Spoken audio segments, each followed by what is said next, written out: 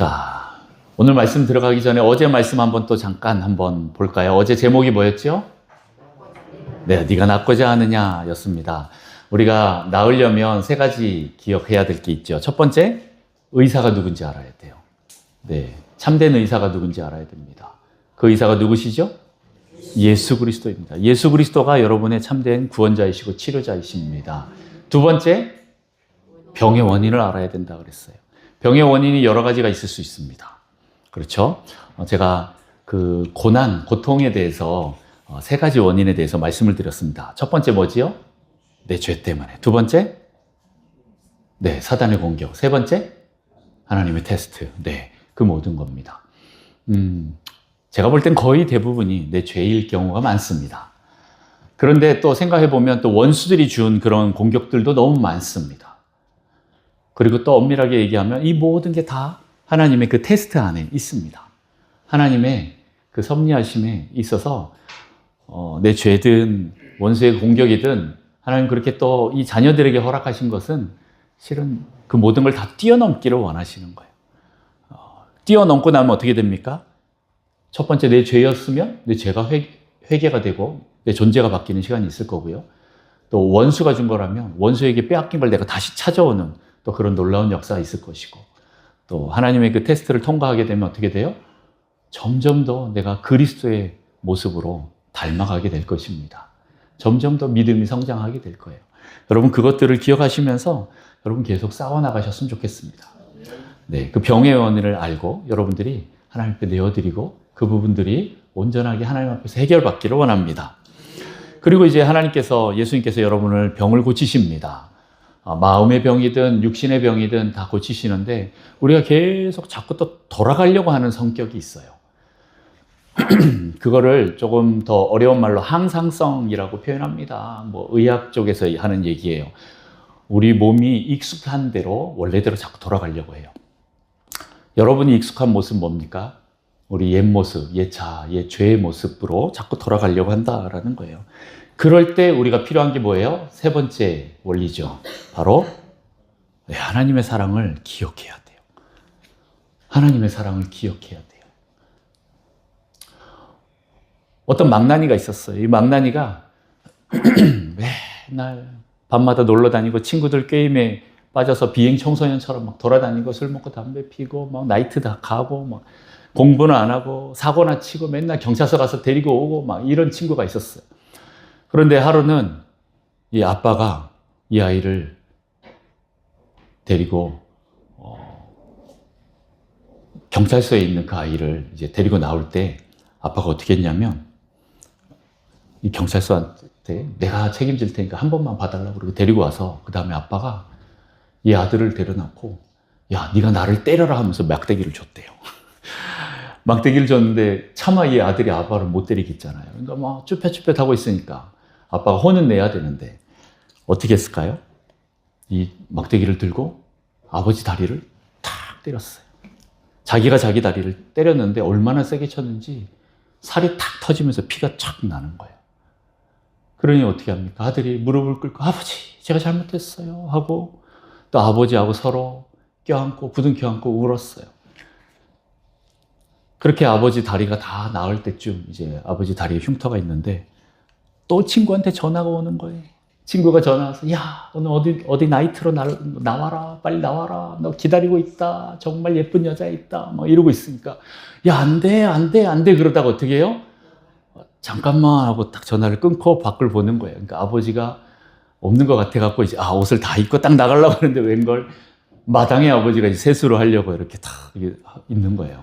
옛날 마당 기억나시죠? 거기서 이제 딱 세수대야 놓고 보통 이렇게 세수하잖아요.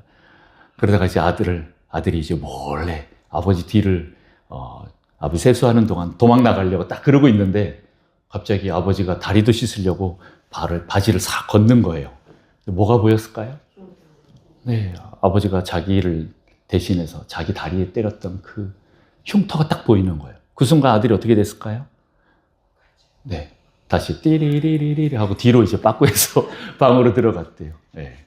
그 아버지의 사랑을 보니까 다시 더 죄를 짓고 싶지 않은 거예요.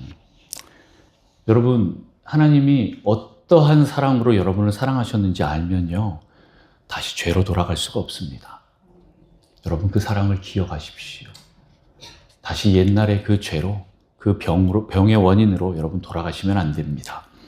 여러분 그걸 기억하셨으면 좋겠습니다. 그리고 여러분 믿음으로 반응하십시오. 어제 제가 이제 치유에 대한 기도를 했잖아요. 예수님께서 그 38년 된 병자에게 뭐라고 하셨어요?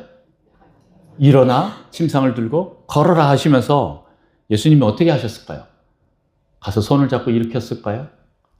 침상을 대신 들어줬을까요? 기다렸어요. 그럼 누가 일어나야 돼요? 네. 그 말씀에 순종해서 이 사람이 일어나 봐야 되는 거예요.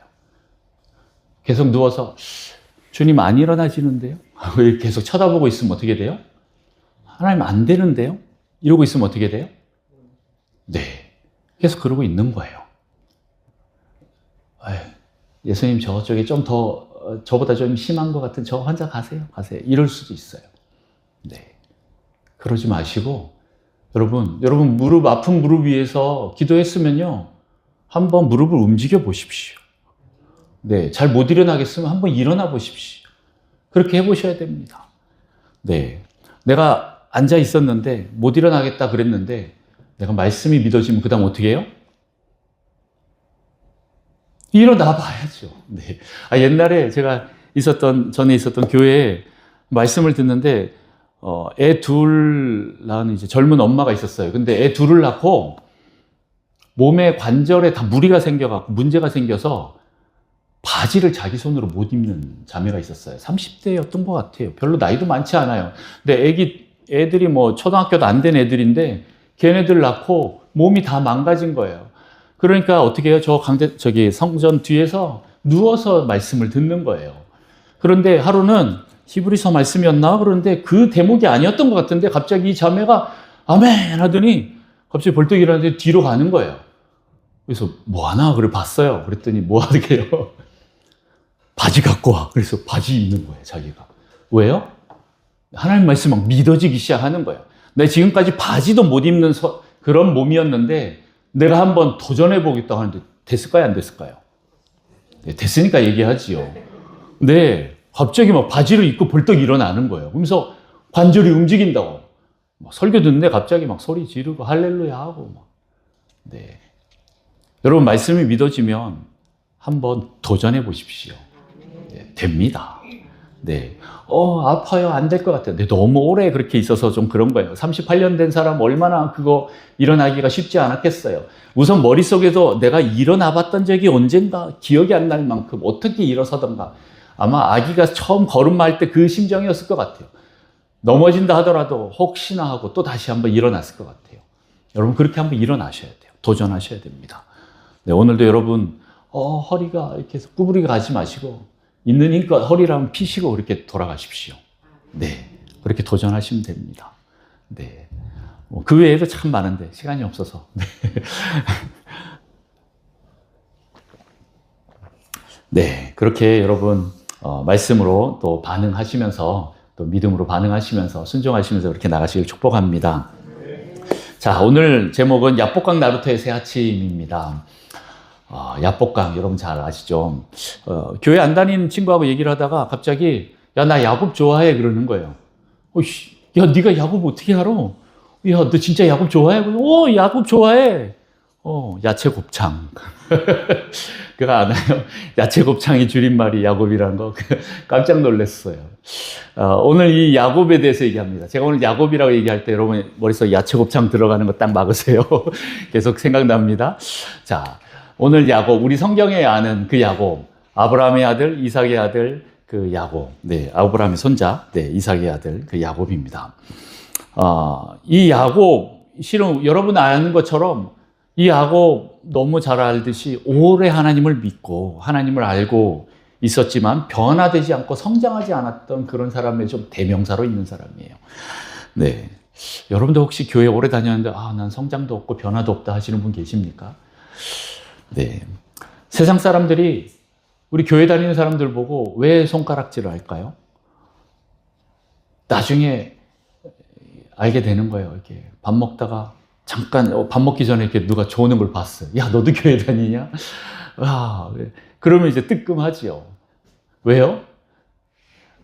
평소에 교회 다니는지 모를 정도로 세상 사람들하고 구별이 안 되는 그런 삶을 살면 사람들이 손가락질해요. 네, 그렇습니다. 그러다 보면 어떻게 돼요? 나중에 교회도 욕하게 되는 거예요. 그리고 또 많은 사람들이 생각합니다. 교회 다니면 당연히 성품도 좋아지고 능력도 좋아지고 재능도 많아지고 재물도 많아지고 건강하게 되고 형통하게 되고 막 복을 많이 받을 것 같은데 여러분은 항상 그러신가요? 네. 그렇지 않으면 사람들의 기준에 의해서는 야, 뭐 꼭 교회 다닐 필요 있겠냐? 기독교 믿을 필요가 있겠냐? 나한테 뭐 복도 안 주는데 이렇게 생각할 수도 있습니다. 그렇게 하면서 많은 사람들이 하나님을 의심하고 심지어는 믿는 사람들도 하나님을 떠나버리는 경우가 있어요. 왜 그럴까요? 그들이 진짜 믿었던 건 뭘까요? 여러분은 무엇을 믿고 있습니까? 자, 오늘 이 야곱을 보면서 그것들을 좀 살펴보려고 합니다. 지독하게 변하지 않았던 그 야곱이 언제부터 딱 변하게 되는데 그게 바로 오늘 나오는 이 야복강 나루토의 그 사건입니다. 이 험한 세월을 살았고 어릴 때부터 형의 발 뒤꿈치를 붙들고 태어나서 자기가 앞에 서지 않으면 1등이 되지 않으면 서러서 못 살아갔고 계속 자기가 모든 걸 차지하려고 그렇게 애썼던 사람 야곱. 더 나아가서 어떻게 합니까? 팥죽 한 그릇으로 형의 장자권까지도 사와버리는 그런 야곱이에요. 또 더 나아가서 어떻게 합니까? 아버지 이삭을 속여서 축복을 자기가 대신 받아버립니다. 그리고 형이 무서워서 도망가요. 어디로요? 삼촌 라반 집으로. 거기서 몇 년을 지내요? 20년을 보냅니다. 솔직히 말하면 아내를 얻으려다가 삼촌에게 속아서 자기보다 더한 삼촌에게 속아서 20년을 보내고 오는 거지. 그리고 또 거기서도 그냥 있지 않습니다. 재물을 얻으려고 갖가지 수단을 다 써서 엄청나게 모아서 옵니다. 그런 야곱에 이제는 하나님 인도하셔서 야, 이제 고향으로 돌아가라. 이렇게 말씀을 듣고 출발을 합니다. 출발할 때도 그냥 못 출발하죠. 이렇게 삼촌을 속여야 되니까 이렇게 저렇게 속이고 막 옵니다. 그런데도 불구하고 하나님께서 그 인도하는 과정 속에 함께 해주셔요. 그래서 계속 야곱을 만나주시는 거예요. 꿈에서도 말씀하시고 오늘 또 쫓아오는 그 라반에게도 말해서 야, 너 야곱에게 해 끼치지 마라. 이렇게 말하고 또 오늘 32장 앞에 보면 또 하나님의 군대 그 마하나임을 또 보내주셔서 또 확증시켜 주십니다. 그러면서 뭐라 그래요? 걱정하지 마라. 이렇게 하나님 말씀하셔요. 그런데 야곱이 걱정하지 않을까요? 네. 그럼에도 불구하고 항상 자기 생각, 자기 뜻대로 자기 시각으로 모든 것을 바라봅니다. 이 야곱이 고향에 돌아올 때 한 가지 걱정되는 게 있었어요. 자, 이때 돌아왔을 때 아버지 이삭은 살아 있었을까요? 어머니 리브가는 살아 있었을까요? 네. 잘 이렇게 따져보면 이삭은 살아 있고 리브가는 죽었습니다. 자, 형 에서는 살아 있었을까요? 네. 자, 이 가족, 4명의 가족 중에 자기 편이라고 생각했던 엄마는 없고, 내 편이 아닌 형하고, 또 형을 좋아하는 아버지는 살아계시고, 이러면 돌아올 때 기분이 어떨까요? 기쁨으로 막 돌아올 수 있을까요? 쉽지 않았을 것 같아요. 아버지는 그렇다 치더라도, 형에서는 정말 무서웠을 거예요. 오늘 한번 그 3절 말씀 한번 볼까요? 32장 3절 말씀. 네, 같이 한번 읽어봅니다. 시작. 야곱이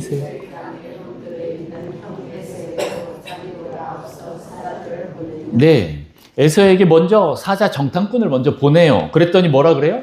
에서가 400명의 사람들을 데리고 나온대요. 와, 아브라함이 자기 조카 롯이 끌려갔을 때 316명을 데리고 가잖아요. 네, 근데 그 말은 자기 집 식구 전체가 316명이 아니라요. 군인으로서 나가서 싸울 수 있는 사람의 절반을 의미하는 거예요. 나머지 절반은 어디 있어요? 항상 본진을 지켜야 돼요. 옛날에는 전쟁을 나갈 때 항상 본진 지키는 사람들이 있고 그 다음에 나가는 사람들이 있었는데 이게 동률로 나갑니다. 그런데 400명을 데리고 오면 아브라함보다 더 많은 군대를 이끌고 있다라는 거예요. 본진에 400명이 더 있다라는 거예요. 지금 형 에서가 부족장이 됐는데 아이하고 여자하고 할아버지 할머니까지 합치면 한 2,000명 가까이 된다라는 거예요. 최소한 1,500명은 됐을 거다라는 겁니다. 그렇게 많은 부족을 이끈 사람인데 그 400명을 데리고 온다는 소식에 깜짝 놀라는 거예요. 와, 나 죽었구나. 끝났구나. 이런 생각을 합니다. 그러니 두렵고 떨리고 불안한 거죠. 답답한 거죠. 그래서 빨리 자기도 머리를 막 돌립니다. 어떻게 해요? 가족과 소유물을 두 떼로 나누는 거예요. 한 떼를 치면 우리 다른 떼는 도망가자. 이거를 막 미리 다 짜놓고 갑니다. 그렇게 꾀를 냅니다. 역시 야곱입니다. 네, 야곱이 그렇게 꾀를 내서 합니다. 그리고는 또 와서 하나님 앞에 솔직히 하나님 나 두렵습니다 하는 내용이 오늘 있습니다. 11절 말씀도 한번 볼까요? 그러면 네, 11절 말씀 같이 한번 읽어봅니다. 시작. 내가 주께 간구하오니 내 형의 손에서 에서의 손에서 나를 건져내시옵소서. 내가 그를 두려워함은 그가 와서 나와 내 처자들을 칠까 겁이 나기 때문입니다. 네, 이렇게 겁이 난대요. 그랬더니 하나님 뭐라 그러셔요? 12절에 또 변함없이 나타나셔서 걱정하지 말라고 또 말씀하십니다. 12절 같이 읽습니다. 시작.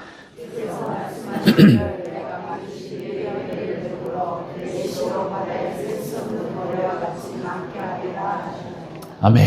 네, 이 정도 되면 여러분 마음이 좀 놓이고 평안해질 것 같습니까? 네. 네. 우리 주일날 말씀이 이렇게 맨날 선포되고 막 좋은 말씀 들었는데 이게 여러분 다 믿어져서 완전한 평강 가운데 막 들어가시나요? 근데 오늘 이 야곱은 그 말씀을 들었는데도 안 그래요. 역시 이 두려움이 안 떠나는 거예요. 네. 또 꾀를 냅니다. 형 에서를 위해서 예물을 택하고 또 먼저 보내요. 주님이 괜찮다라고 두려워하지 말라 그랬는데도 또 꾀를 냅니다. 앞에 예물을 보내는데 예물이 아니라 뭐예요? 뇌물인 거지요. 네, 엄청나게 보냅니다. 14절, 15절 말씀 보면 그 양이 엄청나게 나옵니다. 암염소 2배, 순년소 20, 암양 2배, 순양 20, 낙타 30, 암소 40, 황소 10, 암낙이 20, 새끼낙이 10. 이야, 이 정도면 혈혈단신으로 떠났던 그 야곱이 얼마나 부자가 됐는지 이해가 되시죠? 그냥 에서에게 주는 선물만 이 정도였다라는 거예요. 오늘 또 성경도 야곱이 얼마나 부자가 됐는지 이걸 좀 초점을 맞추고 있는 거예요. 자, 어쨌든 야곱은 또 이것도 꾀를 내어서 3번 나눠서 보냅니다. 한 번의 선물, 2번의 선물, 3번의 선물로 계속 보내는 거예요. 왜요? 어떻게든 형의 감정 한번 좀 풀어보게 하려고. 네. 그리고 나서 밤에 가족들과 그 소유들을 다 야복을 건너가게 합니다. 그리고 그 밤에 야곱은 홀로 야복 나루터에 남아있게 됩니다. 그런데 이것이 하나님 역사가 일어나는 중요한 밤이 되었습니다. 야곱 일생 일대에 정말 가장 중요한 사건이 되었다라는 겁니다. 실은 야곱이 하나님을 한번 깊이 만난 적이 있어요. 언제요? 베델에서요. 네. 그런데 그 사이에 하나님 뜻대로 살았을까요? 그 사이에 하나님이 역사한, 하나님과 관계하면서 동행했다 이런 건 찾아보기 힘듭니다. 때가 됐으니까 이제 고향으로 돌아가라. 이때부터 하나님이 역사하는 걸 경험하는 거죠. 그런데 더 확실한 밤을 맞이하게 됩니다.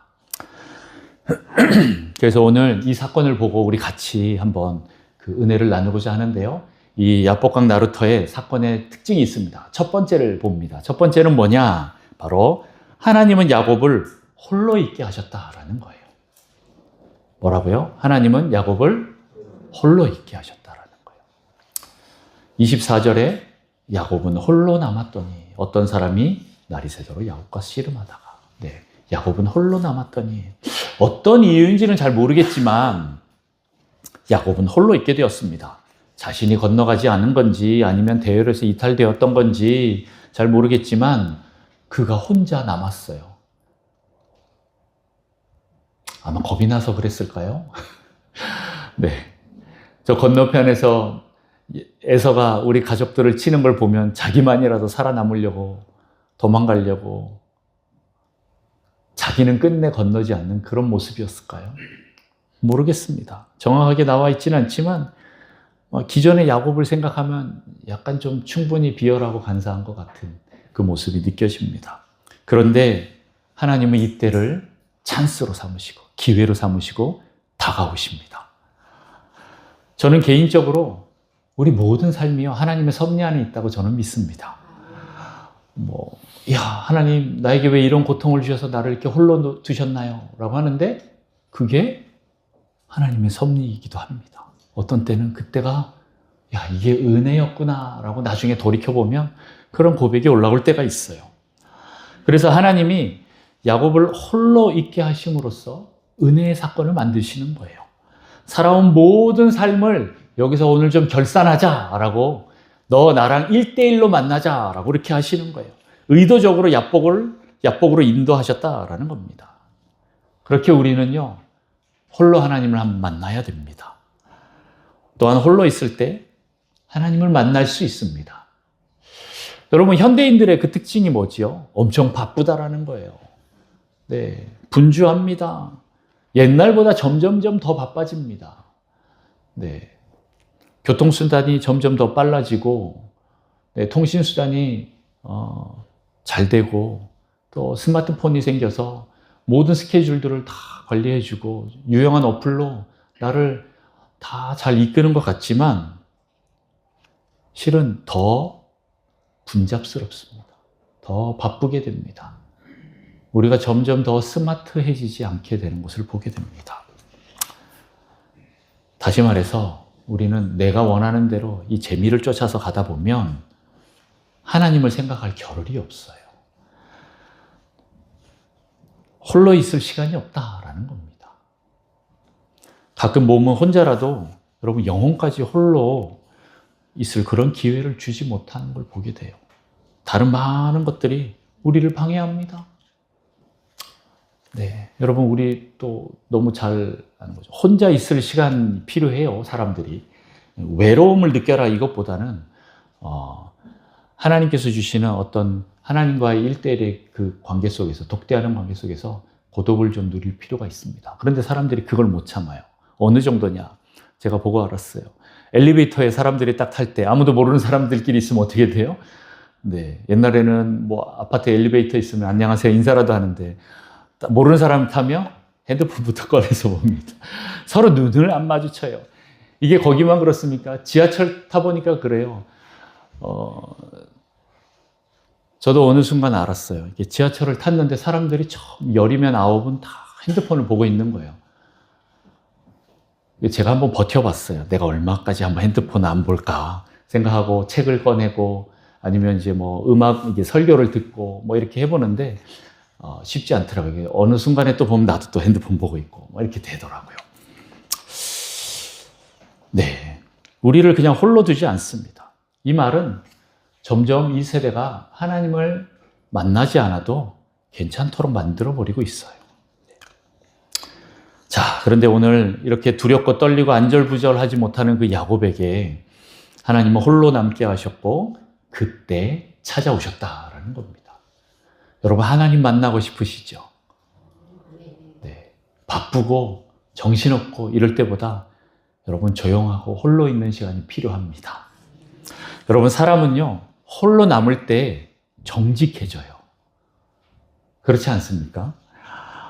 주변에 누가 있으면 좀 위선되고 거짓된 모습들이 좀 나옵니다. 다른 사람의 시선을 좀 의식하게 되는 거죠.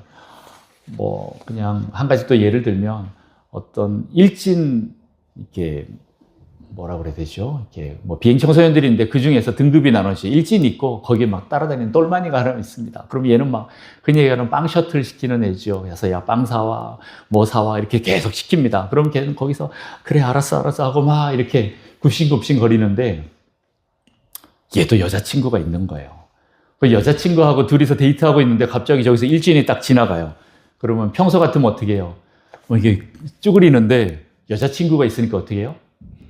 이렇게 고개 절대 안 수그립니다. 어깨를 딱 올리고 기다리고 있습니다.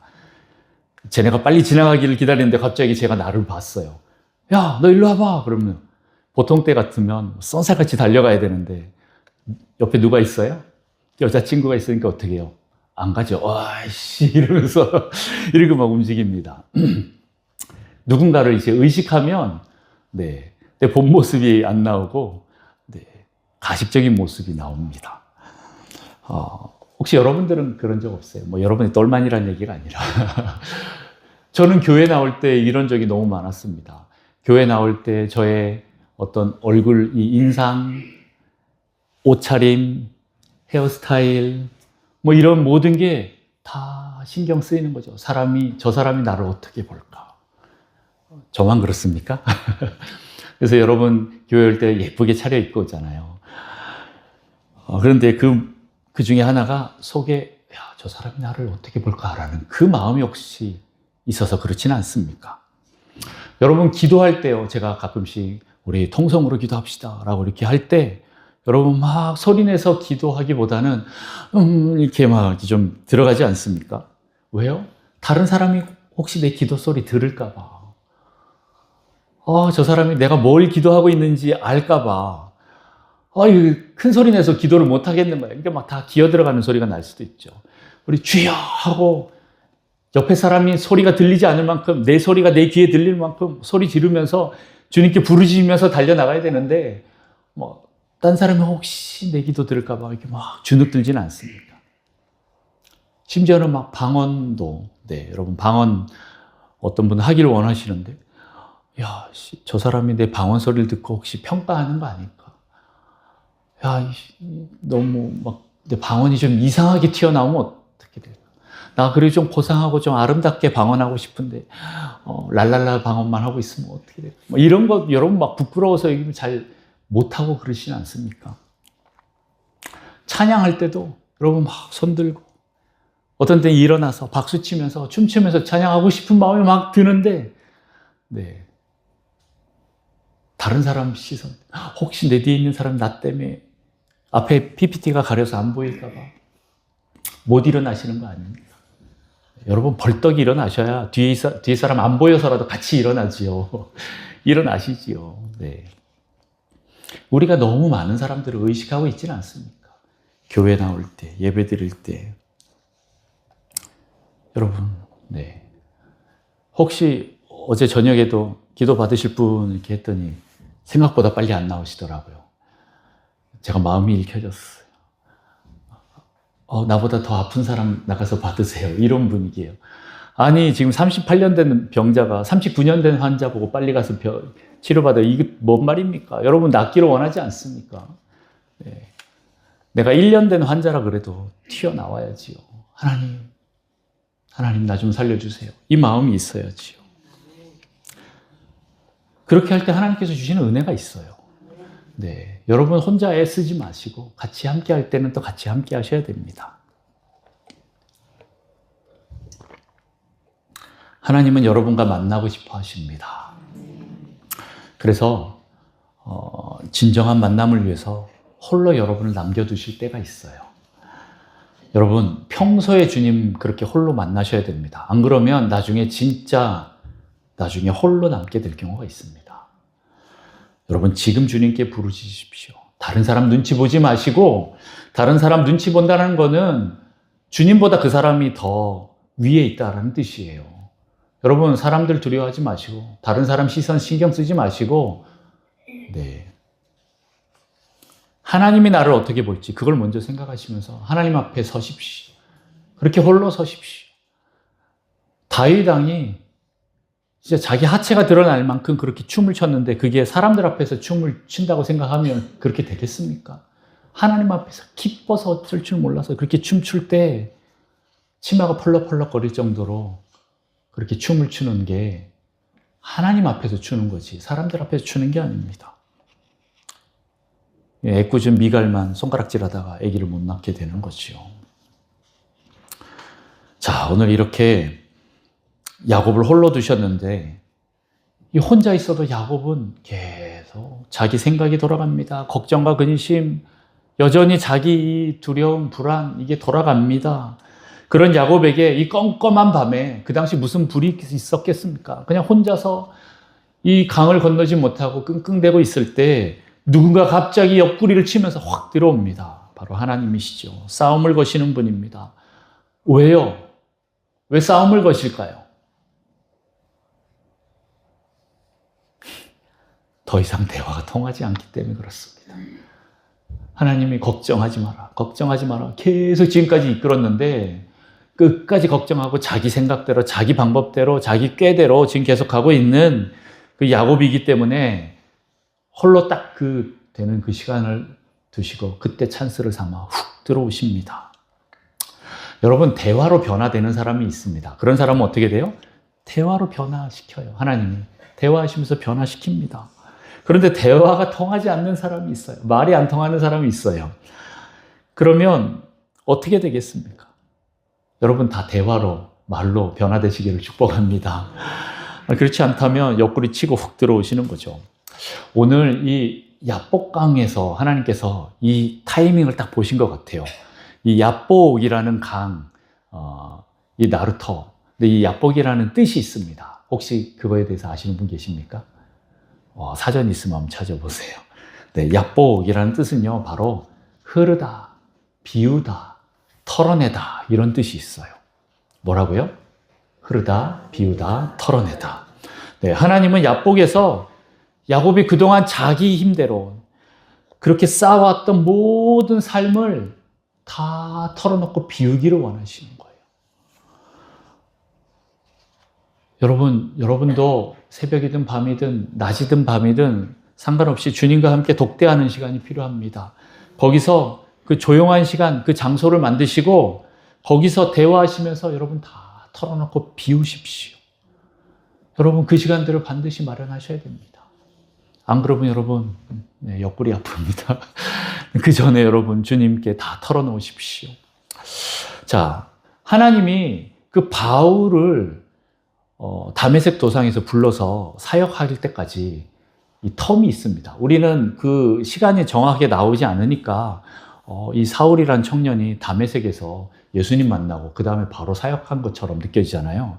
근데 학자들이 얘기할 때 얼마의 텀이 있는지 아세요?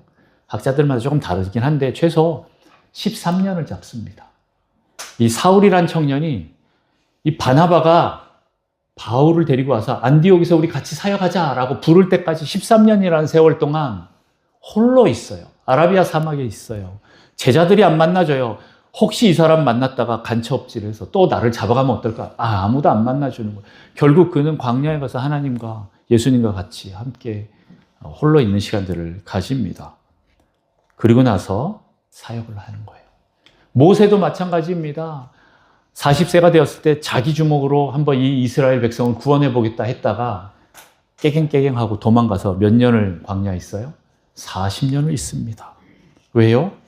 그렇게 홀로 있게 만드는 시간, 그렇게 해야 얘가 나를 만나기 때문에, 그렇게 마음이 비워지기 때문에 그렇습니다. 여러분, 홀로 있을 때 다른 것을 채우지 마십시오. 주님과 더 깊이 만나시고 주님으로 채우시기를 축복합니다. 여러분들이 다 비우시고 털어내시면 여러분 주님으로 채워질 줄 믿으시기 바랍니다. 자, 두 번째 특징이 있습니다. 두 번째는 야복강에서 이 씨름은 하나님이 걸어온 씨름이라는 거예요. 24절 다시 한번 봅니다. 우리 같이 한번 읽어볼까요? 24절 시작. 야곱은 홀로 남았더니 어떤 사람이 날이 새도록 야곱과 씨름하다가, 네, 많은 사람들이 이 야곱이 먼저 하나님을 붙잡고 막 씨름한 것처럼 생각해요. 그래서 하나님과 필사적으로 싸워서 마침내 복을 싸워서 얻어냈다 이렇게 표현하는 분들이 있어서 어떻게 해요? 막 밤새 여러분 땡깡기도 하라고 막, 네, 하나님 하면서 나무 뿌리 하나 정도 뽑아야 된다라고 막 생각하시는 분들 계시지 않습니까? 그렇게 해서 하나님이 무릎 꿇게 해갖고 하나님이 내 기도 들어주시도록 하게 하는 그런 방식으로 여러분도 혹시 기도하지는 않았습니까? 그런데 오늘 자세히 보면요, 오늘 야복강에서 싸움을 걸어온 주체가요, 하나님이세요. 야곱이 먼저 싸움을 건 게 아니에요. 어떤 사람이 날이 새도록 야곱과 씨름하다가, 네, 하나님이 씨름을 걸어온 거지 야곱이 씨름을 건 게 아니에요. 여러분이 찾아가서 거는 그 싸움, 그 대상은요, 여러분 혹시 하나님이 아닐 경우가 많습니다. 하나님하고 가서 막 싸우는데 알고 보면 그게 하나님이 아닐 수도 있어요. 누굴까요? 네. 제가 볼 땐 주로 자기하고 싸워요. 자기하고. 이런 사람들은 하나님과의 관계도 내 방식대로 내가 해결하려고 하는 경향이 참 많습니다.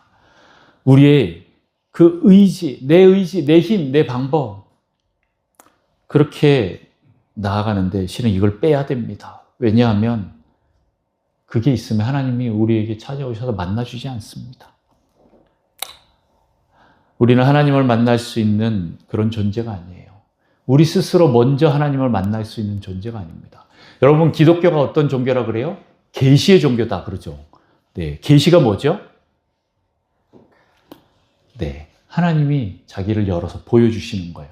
제가 지난 주일에도 말씀드렸나요? 칸트가 인간의 이성과 노력으로는 신을 만날 수가 없다, 찾을 수가 없다라고 얘기를 했어요. 그럼 어떻게 해요? 반대로 신이 우리에게 찾아오는 수밖에 없어요. 그걸 우리는 기독교를 계시의 종교라고 하는 거예요. 무슨 뜻이에요? 다른 종교는 인간이 하나님을 찾아가는 종교들이에요.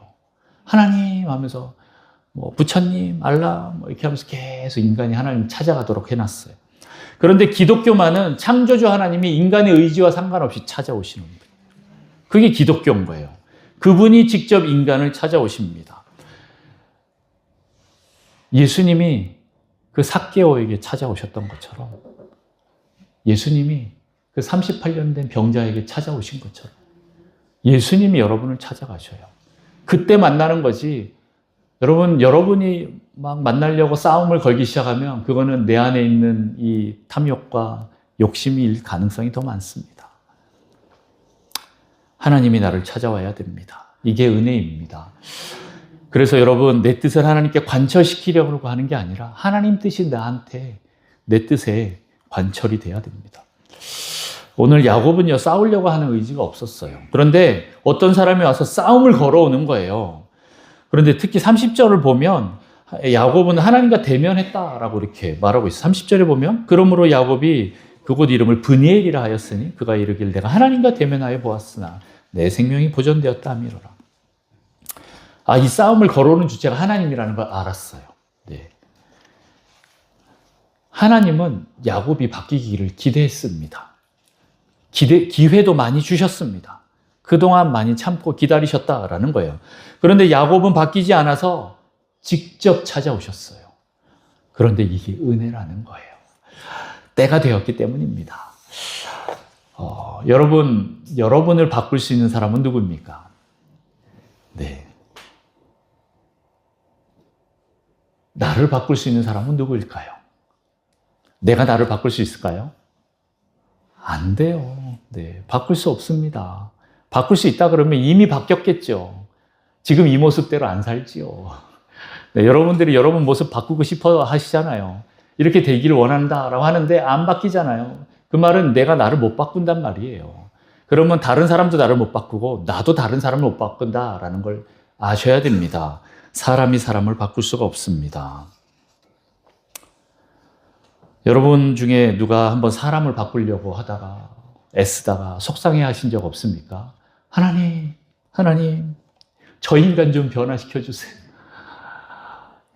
쟤만 변화되면 딱입니다. 쟤만 조용하면 우리 다 평화롭습니다. 하나님, 쟤 때문에 못 살겠어요. 우리 남편, 우리 아들, 딸 좀 바꿔주세요. 이렇게 하신 분 안 계십니까? 그렇게 하소연 많이 하셨지. 네.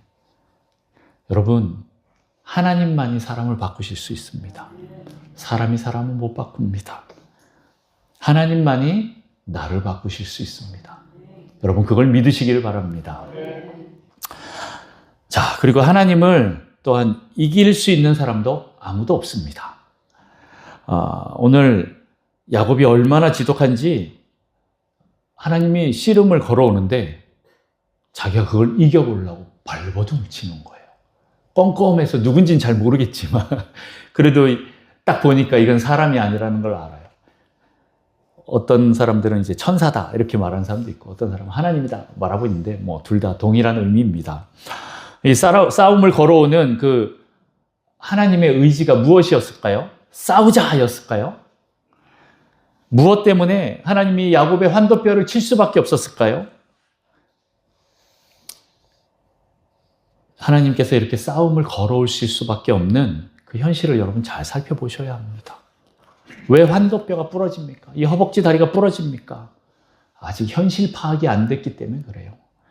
오늘 25절 말씀 같이 한번 읽어봅니다. 25절 자기가 시작.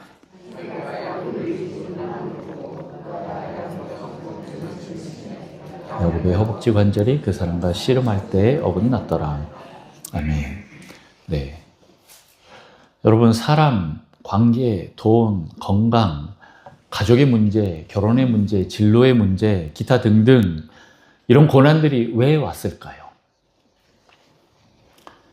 제가 볼 때는요, 내 힘이 너무 강해서, 자기 의지가 너무 강해서 오는 경우가 많습니다. 자기 힘으로 살려고 해서 그렇습니다. 내가 주먹을 꽉 쥐고 놓지 않아서 생기는 경우가 더 많다라는 거예요. 어제 그 병의 원인의 대부분이 내가 이거를 해결해 보려고 이빨을 바득바득 까면서 하고 있으니까 병이 오는 거지요.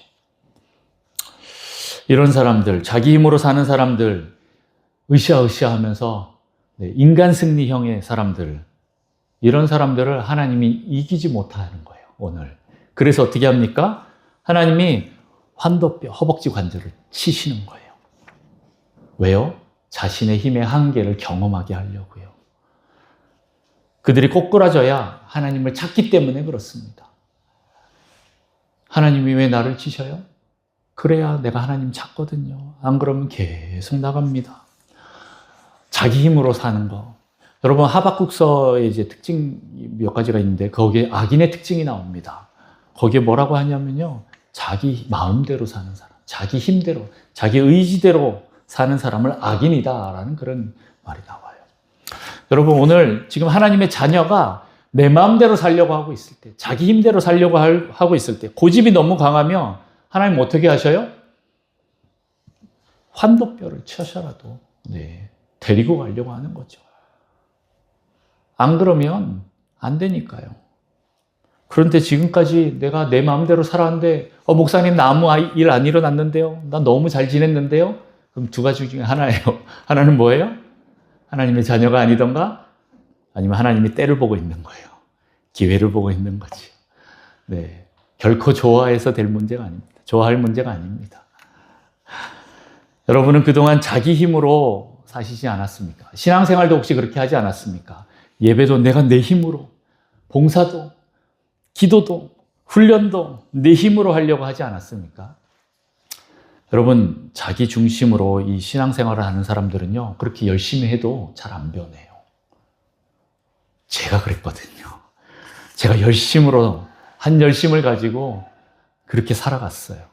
근데 잘 안 변하더라고요. 저는 어릴 때부터 교회에서 자랐고 어떻게 하면 교회 시스템이 돌아가는지 다 보고 자랐어요. 그런데 어떻게 교회를 움직이면 될까라는 거 어릴 때부터 보여서 저렇게 하면 되겠다라는 게 눈에 보였지만 나중에 알았어요. 이게 잘못하다가는 인간의 힘으로 돌아가는 그런 시스템으로 돌아가는 교회가 될 수도 있겠구나라는 걸 나중에 알았습니다. 여러분, 하나님의 그 영광스러운 교회의 특징이 뭡니까? 교회의 영광이 무엇입니까? 바로 창조주이신 그 하나님이 다스리는 곳이에요. 예수님께서 머리가 되셔서 이 교회를 움직이시는 거죠. 인간이 움직인 게 아니라 성령 하나님께서 교회를 움직이는 거예요. 그게 영광스러운 교회입니다. 자기중심적으로 신앙생활하고 자기 힘으로 움직이려고 하는 그런 교회들은요, 얼마 못 갑니다. 왜요? 변하지 않기 때문에 그렇습니다. 생명이 없기 때문에 그렇습니다. 여러분, 성령으로 움직이신다면, 성령으로 생활하신다면 여러분 삶이 변화가 되고 교회가 변화가 되고 성장하게 될 것입니다. 여러분 힘으로 신앙생활을 하려고 하지 마십시오. 성령으로 신앙생활 하십시오. 자, 이렇게 환도뼈를 맞은 야곱은요, 이제 더 이상 자기가 자기 힘으로 할 수 없다라는 걸 깨닫게 돼요. 자, 그리고 나서 26절 말씀 또 한번 같이 읽습니다. 시작. 그가 이르되 날이 세려하니 나로 가게 하라. 야곱이 이르되 당신이 내게 축복하지 아니하면 가게 하지 아니하겠나이다. 네, 하나님의 이 씨름으로 야곱이 KO가 되어버렸어요. 와, 이제는 끝이다. 더 못하겠다. 그리고는 이제는 발버둥이 아니라 매달림으로 바뀌게 됩니다. 목사님, 발버둥과 매달림 무슨 차이가 있나요? 제가 설명드릴게요. 자, 발버둥과 매달림이 차이가 있습니다. 보십시오. 네. 발버둥은요, 뼈가 부러지기 전이 발버둥입니다. 매달림은요, 뼈가 부러지고 난 뒤에 내 힘으로 할 수 없다는 걸 알 때 매달리는 거예요. 내 힘으로 아무것도 할 수 없을 때 하는 행동이 매달리는 거예요. 다시 말해서 자기 힘, 자기 의지로 살아가는 사람들은 발버둥칩니다. 그런데 자기 힘, 자기 의지가 없는 사람은 철저히 하나님께 매달리는 삶을 삽니다. 여러분, 발버둥치지 마시고 매달리시기 바랍니다. 하나님이 싸움 걸어오셨을 때 내 힘이 빠지게 되면 그때 매달리게 되는 거예요. 어떻게 해요? 하나님, 당신이 나를 축복하지 않으면 나는 아무것도 할 수 없습니다. 하나님, 당신이 나를 축복하지 않으면 나는 아무것도 할 수가 없습니다. 여러분, 내가 강하게 잡는 것이 아니라 하나님이 나를 강하게 붙잡아 주십시오. 그게 아니면 나는 살 수 없습니다. 라고 그렇게 고백하는 것이 매달리는 것입니다. 자기 힘으로 사는 것은요, 발버둥이고요. 주님으로밖에 살 수 없다라고 고백하는 건 매달림입니다. 여러분, 팔복의 그 가난한 자의 심령, 제가 말씀드렸죠. 그게 매달림입니다. 두렙돈 내는 그 과부, 두렙돈 그거 얼마 되지 않지만 예수님께서 칭찬하실 때 뭐라고 하십니까?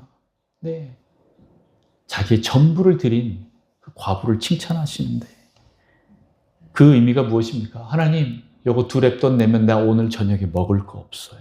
나 오늘부터 굶어요. 이런 의미인 거예요. 하나님께 온전히 매달리는 의지의 표현이 두렙돈을 헌금하는 거였어요. 전 재산을 드리는 겁니다. 여러분, 여러분 아직도 살려고 발버둥 치시는 분 계십니까? 여러분, 힘을 빼십시오. 하나님이 여러분을 책임져 주십니다.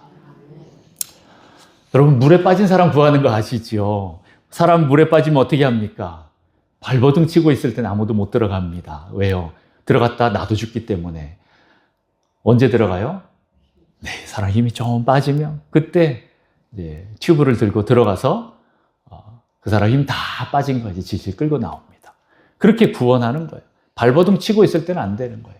끌고 나올 때 이 사람은 그냥 매달려 있는 거죠. 여러분, 서커스 할 때 가끔 보시면 공중 그네 타는 묘기 부리잖아요. 이쪽에서 저쪽 그네까지 공중에 날아갔고 저쪽에 있는 사람 손을 탁 잡고 넘어가는 그런 묘기 보신 적 있으시죠? 이쪽에서 한 사람이 탁 출발했는데 저쪽에 있는 사람이 제 손을 딱 잡아줍니다. 이때 한 가지 원칙이 있대요. 쫙 손을 뻗고 날아가는 사람은 절대 그 상대방의 손을 잡으려고 힘을 주면 안 된대요. 그럼 누가 힘을 줘야 돼요? 저쪽 편에 매달려 있는 사람이 나를 탁 잡아줘야 된대요. 근데 내가 그거를 믿지 못해서 힘을 딱 주면 팔이 부러진대요. 그만큼 이게 고난도의 기술이라는 거예요. 여러분, 공중에 붕 떴을 때 나는 이제 못합니다. 이제 당신이 나를 잡아주지 않으면 나는 못합니다. 라고 힘을 빼고 그냥 있을 때 그 사람이 나를 딱 붙잡고 매달아서 가게 되는 거예요. 여러분, 이제는 하나님이 아니면 나는 도저히 못 삽니다. 라는 그런 고백과 함께 여러분의 힘을 빼고 주님을 기다리는 시간을 가지셔야 됩니다. 홀로 독대하시는 그 시간들을 가져야 합니다. 그때 하나님은 우리에게 놀랍게 역사하실 것입니다. 자, 세 번째 있습니다. 세 번째 특징은 우리의 이름이 바뀌어야 합니다. 그리고 새날을 맞이해야 합니다. 뭐라고요? 우리의 이름이 바뀌어야 돼요. 우리 이름이 바뀌고 새날을 맞이해야 됩니다. 27절, 28절 말씀 같이 한번 읽어봅니다. 27절, 28절 시작. 그 사람이 그에게 이르되 내 이름을 다시는 야곱이라 부를 것이 아니요 이스라엘이라 부를 것이니 이는 네가 하나님과 및 사람들과 겨루어 이겼음이니라. 아멘. 오늘 하나님이 야곱의 이름을 물어봅니다. 몰라서 물어볼까요? 아니요. 네. 이름을 바꿔주시려고 물어보시는 거예요. 야곱은 지금 하나님과 씨름을 통해서 매달리게 되고 또 새 이름을 받게 됩니다. 여러분, 야곱의 이름의 뜻이 무엇입니까? 네, 발 뒤꿈치를 잡는 자라는 뜻이에요. 네. 쌍둥이 형 에서가 태어날 때부터 내가 먼저 가야 되는데, 열받아 하고 이제 형 발 뒤꿈치 잡고 같이 확 따라 나오는 그런 사람이에요. 또 다른 의미가 간사한 사람, 뭐 이런 거예요. 네, 야곱이 얼마나 장깨가 굵은지, 자기 힘으로 살아가는 사람이라는 거예요. 발 뒤꿈치를 잡는다라는 그 야곱의 이름처럼 야곱의 삶도 그랬어요. 늘 다른 사람을 쫓아갔고 자기 힘으로 그걸 뺏으려고 했던 사람인 거예요. 그러나 이제는 그렇게 살 필요가 없다라고 주님이 말씀하십니다. 그리고 새로운 이름을 주시는데 뭐예요? 이스라엘이라는 거예요. 드디어 이스라엘이 여기서 나옵니다. 그러면 이 이스라엘이라는 뜻이 무엇일까요? 혹시 아시는 분 계십니까? 이스라엘의 뜻. 왜 그렇게 나라 그냥 생각했죠. 근데 원래 뜻이 뭐냐면 하나님과 겨뤄서 이겼다라는 뜻이에요. 하나님이 투쟁하신다라는 뜻이에요. 하나님이 싸워주신다라는 그런 뜻입니다. 야곱에서 이스라엘로 바뀌었습니다. 하나님과 겨뤄서 이겼다. 그래서 누가 더 세요? 그래서 누가 싸워줘요?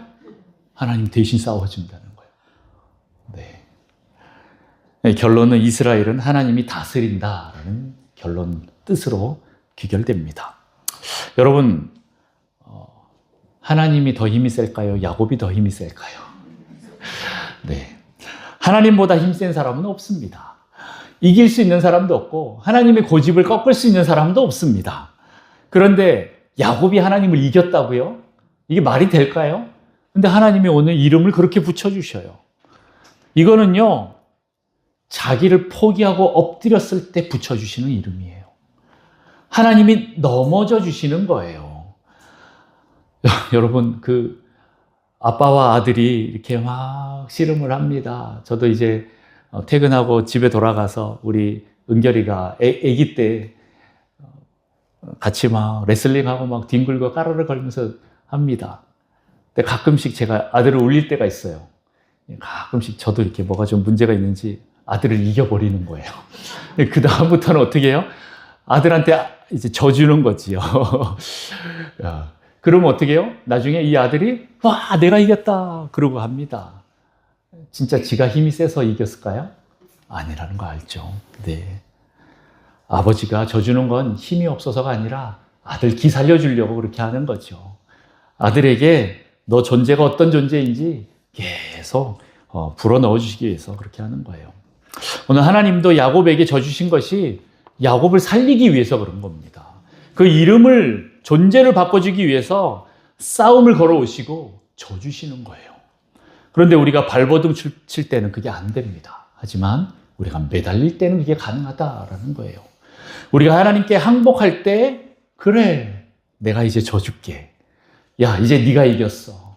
이렇게 하는 거예요. 그리고 이제 내가 너를 다스려줄게. 내가 너 대신 싸워줄게. 누군가 야곱을 건들려고 하면 어떻게 해요? 하나님이 야, 얘 내 아들인데 네가 왜 건드려? 하고 하나님 대신 싸워주는 거예요.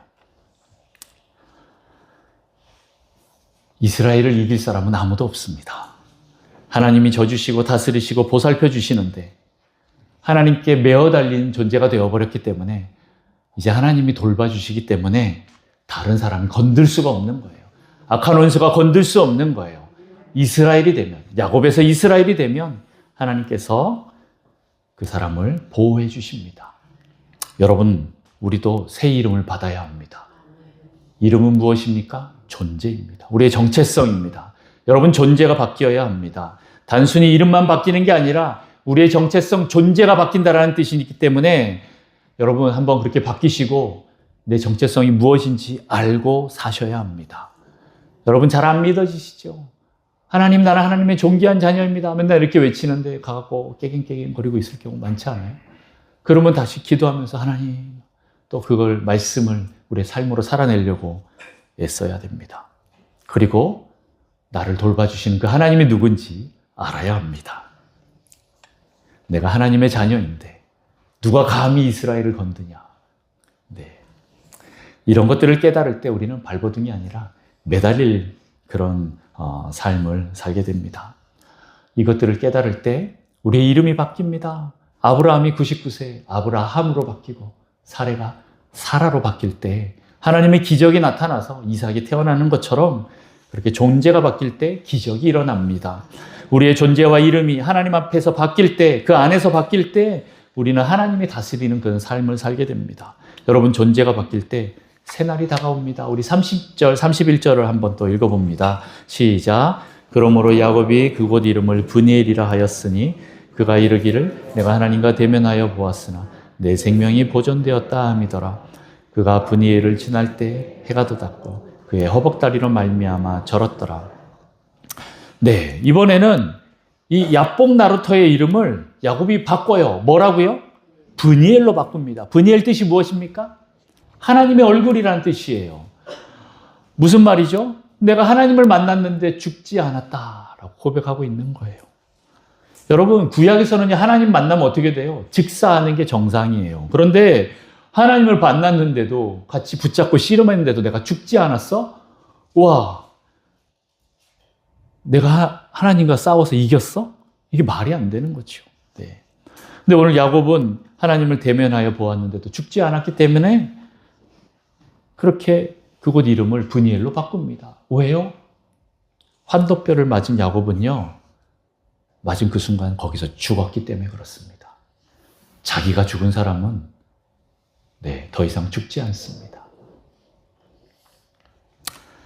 여러분, 우리도 예수 그리스도와 함께 죽어야 합니다. 십자가에 함께 죽어야 합니다. 주님과 함께 죽음으로, 그리고 지성소에 계신 그 하나님 앞으로 나아가야 합니다. 그럴 때 그 은혜의 보좌 앞에 우리가 담대하게 나아갈 수 있는 것, 그건 예수 그리스도와 함께 십자가에서 우리가 함께 죽었기 때문에 하나님 앞에 나아가서 우리가 죽지 않는 거예요. 야곱이 브니엘을 지날 때 해가 돋습니다. 영광스러운 그 아침 해, 어제 떠올랐던 그 해와 전혀 다른 해가 떠오릅니다. 진짜 다를까요? 아니, 어제 떠오른 그 해 맞아요. 그런데 야곱은요, 어제하고 오늘이 너무 다른 삶으로 전환됩니다. 어떻게 해요? 허벅다리를 절면서 쩔뚝거리면서 그렇게 야복 나루터를 건너며 그 브니엘을 지나며 그 해를 맞이합니다. 그 야복이라는 그 비움의 장소에서 철저히 엎드린 야곱 때문에 야복이 브니엘로 바뀌는, 하나님과 만나는 영광스러운 그 장소로 이름이 바뀝니다. 야복에서 털어내고 비워냈더니 하나님의 얼굴을 보게 됩니다. 그리고 야곱이 이스라엘로 바뀌었습니다. 간사한 사람이 하나님을 이긴 자가 되어버렸습니다. 그곳에서 야곱은 건강하게 걸어간 게 아니라 허벅다리를 절면서 갑니다. 그 뒤로 아마 계속 절었을 것 같아요. 그리고 눈물을 흘리면서 그렇게 새날을 맞이합니다. 만신창이가 되어서 씨름하다가 막 옷도 찢기고 먼지 뒤집어 쓰고 다리를 절면서 머리는 헝클어지면서 걸어갑니다. 하나님, 잘 치셨습니다. 나를 치셔서 얼마나 감사한지 모릅니다. 내가 내 힘으로 에서를 통과하려고 했더니 내 안에 두려움밖에 없었는데, 걱정 근심으로 잠 못 이루는 그 세월 속에 내가 벌어도 잘 되는 것 같지 않았는데, 이제 하나님이 나를 치시니까, 내가 하나님을 만나니까 이제 두려움이 사라지고 평강함으로 바뀌었습니다. 하나님, 나를 잘 치셨습니다. 그렇게 고백하면서 걸어가는 거예요. 그가 완전히 바뀐 모습을 보입니다. 이 뒷장까지 한번 볼까요? 33장에 보면 에서를 만나는데 1절부터 3절 말씀을 우리 같이 한번 읽어봅니다. 33장 1절에서 3절 시작. 야곱이 눈을 들어보니 에서가 400명의 장정을 거느리고 오고 있는지라 그의 자식들을 나누어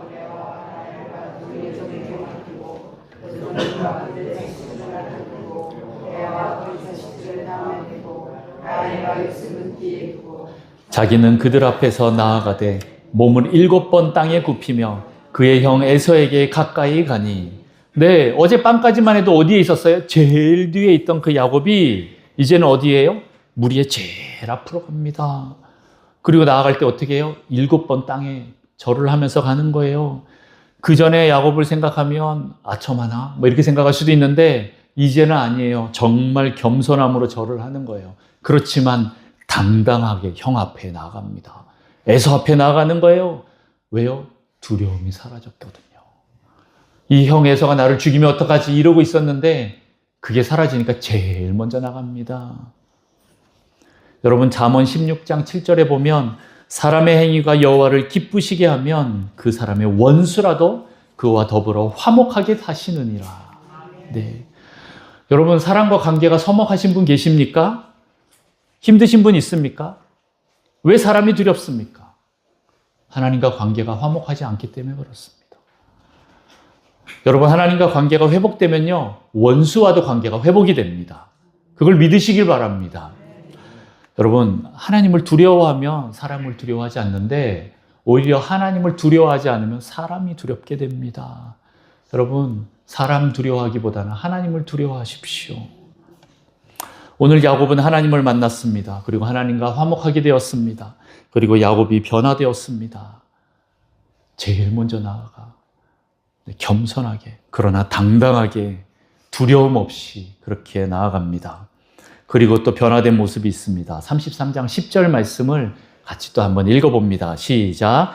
야곱이 이르되 그렇지 아니하니이다. 내가 형님의 눈앞에서 은혜를 입었사오면 청하건대 내 손에서 이 예물을 받으소서. 내가 형님의 얼굴을 배운즉 하나님의 얼굴을 본 것 같사오며 형님도 나를 기뻐하심이니이다. 아멘. 오늘 야곱이 형의 얼굴을 보는데 뭐라고 해요? 하나님의 얼굴을 본 것 같대요. 야. 그 마음에 자신의 힘이 쫙 빠지고 하나님으로 가득 차게 되니까 보는 사람마다 뭐예요? 하나님처럼 보이는 거예요. 원수였던 그 형이 하나님처럼 보여요. 네. 그 말이 맞는지 모르겠는데 원효대사였나요? 뭐 누가 이제 그 왕이 이렇게 돼지처럼 보입니다. 그렇게 얘기했더니 아유 돼지 눈에는 돼지만 보이지요. 뭐 이렇게 했던 말이 있잖아요. 여러분 안에 하나님이 가득 차면요 다른 사람 볼 때 하나님처럼 보입니다.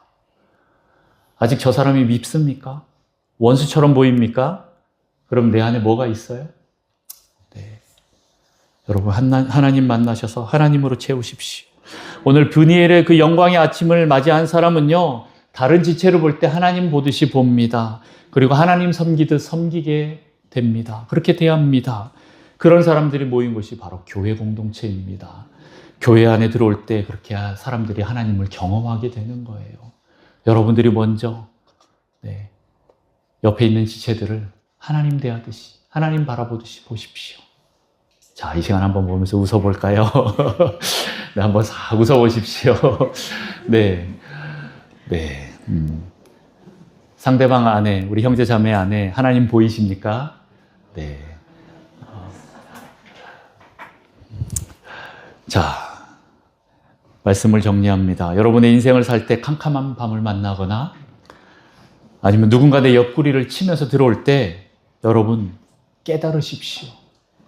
아직도 내가 살아있지는 않은지, 아직도 내 힘으로 움직이지는 않았는지 여러분 살펴보십시오. 그리고 우리의 환도뼈가 부러지기 전에 주님께 납작 엎드리십시오. 혹시 뼈가 부러지고 탈골이 됐는데 내 젖보러 가서 다시 맞추고 오겠다 이러지 마십시오. 그냥 자기 길을 난 그냥 그래도 이 길을 끝까지 가겠어 라고 이렇게 하지 마십시오. 여러분 힘을 빼고 하나님께 완전히 매어 달리십시오. 하나님 이제는 내 힘으로는 살 수 없습니다. 그렇게 고백하는 여러분들에게 브니엘의 그 영광의 새 아침을 맞이하게 될 줄 믿습니다. 그렇게 하나님께 온전하게 매어 달리시는 여러분 되시기를 축복합니다.